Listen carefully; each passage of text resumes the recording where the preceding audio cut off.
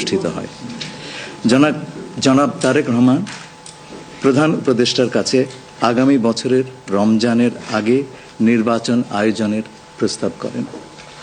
দলের chairperson Begum Khaleda Xiao মনে করেন ওই সময় নির্বাচন অনুষ্ঠিত হলে ভালো হয়।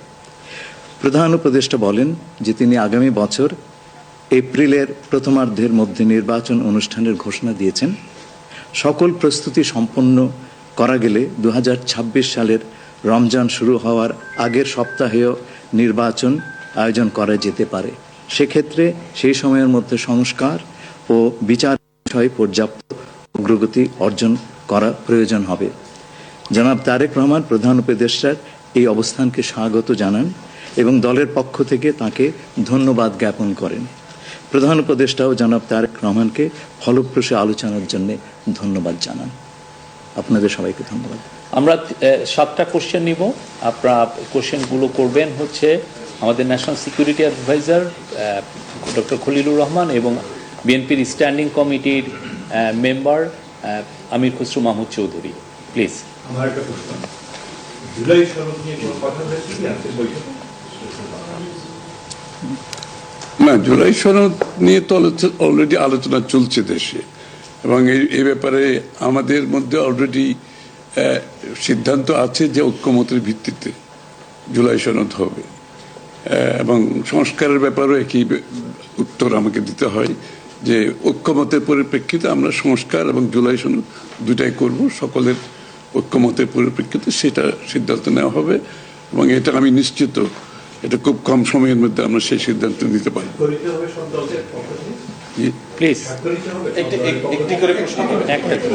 হ্যাঁ, ঐক্যমত যেখানে হবে স্বাভাবিকভাবে ঐক্যমতের পরিপ্রেক্ষিতে যে সিদ্ধান্ত হবে স্বাক্ষরিত তো হবেই, না হওয়ার কোনো কারণ তো নেই। Please please please please please. উনি হচ্ছে যে যেটি বারবার যে কথাটি বলা হচ্ছে যে নির্বাচনের একটি সঠিক তারিখ নির্ধারণে আসলে সমস্যাটা কোথায়? একটি সঠিক তারিখ সুনির্দিষ্ট তারিখ, এর কোনো সমস্যাই নাই। আমরা কোনো সমস্যা দেখছি না। কেউ দেখলে পারে এটা ভুল দেখছেন।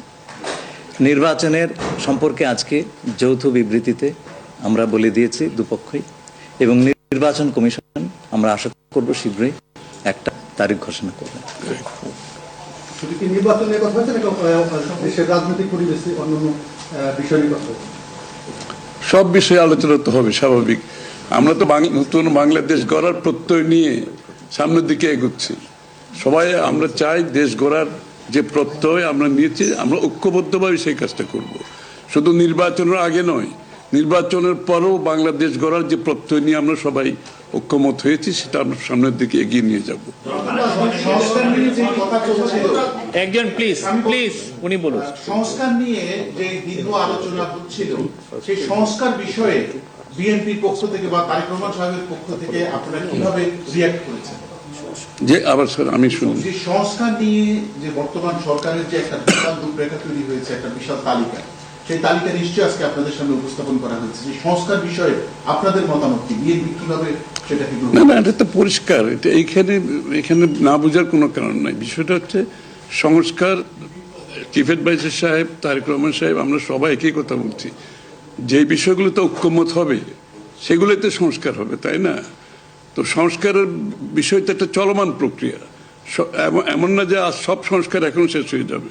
এটা নির্বাচনের আগেও কিছু সংস্কার হবে যেখানে ঐক্যমত হবে, আর নির্বাচনের পরেও সংস্কার অব্যাহত থাকবে।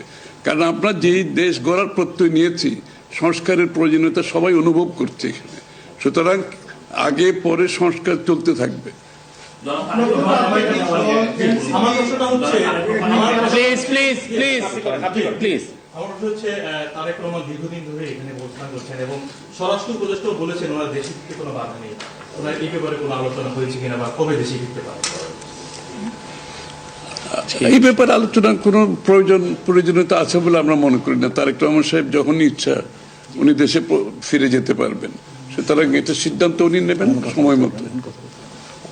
আমি একটা প্রশ্ন করতে চাই। আমার প্রশ্ন আছে যে শেখ হাসিনার যে এই যে হত্যাযজ্ঞ, সেই হত্যাযজ্ঞের যে বিচার প্রক্রিয়া, সেই বিচার প্রক্রিয়ার সাথেও কিন্তু একটা বিষয় জড়িত। তিনি বলেছেন যে তার সময় অর্থাৎ নির্বাচনের আগেই শেখ হাসিনার যে বিচার প্রক্রিয়া তিনি শেষ করতে চান এবং পরবর্তীতে তাকে ফিরিয়ে আনার ব্যাপারে তিনি সিদ্ধান্ত নেবেন। এই ব্যাপারে আলোচনা হয়েছে কিনা, এবং যদি সেটা হয়ে থাকে তাহলে সেটাও এই নির্বাচনের রূপরেখার সাথে এটা কোনো প্রভাব ফেলবে কিনা? যৌথ বিবৃতিতে এর উত্তর দেওয়া আছে। সংস্কার এবং বিচার দুই বিষয়ে পর্যাপ্ত অগ্রগতি কথা বলা হয়েছে এবং আমরা মোটামুটি কনফিডেন্ট যে এই অগ্রগতি আমরা নির্বাচন আগেই দেখতে পাবো। সম্পন্ন করা কোনো যাবে। রাজনৈতিক দল এনসিপি নির্বাচন কমিশন সংস্কার ছাড়া নির্বাচনে যাবে না বলে ঘোষণা করেছে। এই বিষয়ে কোনো এই ব্যাপারে এখানে আলোচনার কোনো সুযোগ আছে বলে আমি মনে করি না। এটা স্যার বলেন। কি হয়েছে? সকল দলের সম্মতিক্রমে নির্বাচনটা অনুষ্ঠিত হবে। আমরা সেরকমই চাচ্ছি। নির্বাচন কমিশন এই নির্বাচন কমিশনের অধীনে নতুন রাজনৈতিক দল নির্বাচনে যাবে না বলছে, নিয়ে কোনো আলোচনা হয়েছে? এটা ওনাদেরকে জিজ্ঞেস করেন। এটা যার প্রত্যেকটি দলের নিজস্ব মতামত আছে, Correct. তবে আমরা সকলকে নিয়ে নির্বাচনটা করতে চাচ্ছি। আচ্ছা, তাহলে কি আমরা বলতে পারি যে এপ্রিলে যে ঘোষিত যে নির্বাচনের রূপরেখা, তাহলে সেখান থেকে সরকার কিছুটা সরে আসতে চাচ্ছে বা আসবে?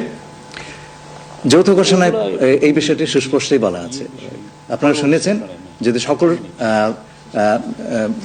কাজ সময় মতো আমরা করতে পারি এবং বিচার ও সংস্কারের ব্যাপারে পর্যাপ্ত অগ্রগতি হয়, তাহলে নিশ্চয়ই সেটা করা যেতে পারে। এখানে আমি একটু অ্যাড করি যে ইয়ের সাথে যে মিটিংটা প্রথমে আমাদের দুই সাইডের ডেলিগেশনের সাথে হয়েছে এবং পরবর্তীতে 1-to-1 ওনারা দুজনে দীর্ঘ সময় আলোচনা করেছেন। আপনারা কি সন্তুষ্ট কিনা? নিশ্চয়ই নিশ্চয়ই সন্তুষ্ট, নিশ্চয়ই সন্তুষ্ট। শুধু আমরা তো বলছি নির্বাচনের আগে নয়, নির্বাচনের পরও দেশ গড়ার ক্ষেত্রে আমরা সবাই একসাথে কাজ করতে হবে, নতুন বাংলাদেশ করতে হবে। আর সন্তুষ্ট না হলে তো যৌথ ঘোষণায় আসবার কথা নেই। এখন যে বিচার প্রক্রিয়া চলছে বিগত সরকারের যেগুলো আপনি একবার কোশ্চেন শেষ করে দেন। প্লিজ। না, আরেকটা লাস্ট কোশ্চেন নিব, লাস্ট